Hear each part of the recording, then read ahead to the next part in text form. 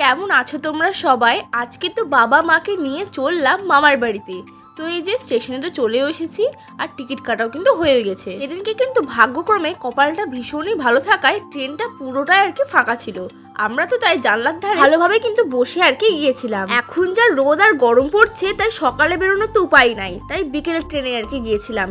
তো এই যে রোদটা বেশ পড়েও এসেছে আর চারিদিকে আবহাওয়াটা কিন্তু বেশ ভালোই ছিল। এই যে এবার তো আমরা যাচ্ছি টুকটুকে করে পলাশী স্টেশনে নেমে আমার মামার বাড়ি কিন্তু কালীগঞ্জের দিকে যেতে হয়। যাই হোক, তারপরে তো মামার বাড়ি পৌঁছালাম, কিন্তু তারপরে কিন্তু সন্ধ্যাবেলায় বোনকে আর ভাইকে নিয়ে কিন্তু বেরিয়ে গেছিলাম একটু খাওয়া দাওয়া করার জন্য। এই যে এখানে চিকেন পকোড়ার ট্রিটটা কিন্তু বোনই দিয়েছিল, আর বাড়ি এসে দেখি মামা কিন্তু আবার চপ নিয়ে এসেছিল।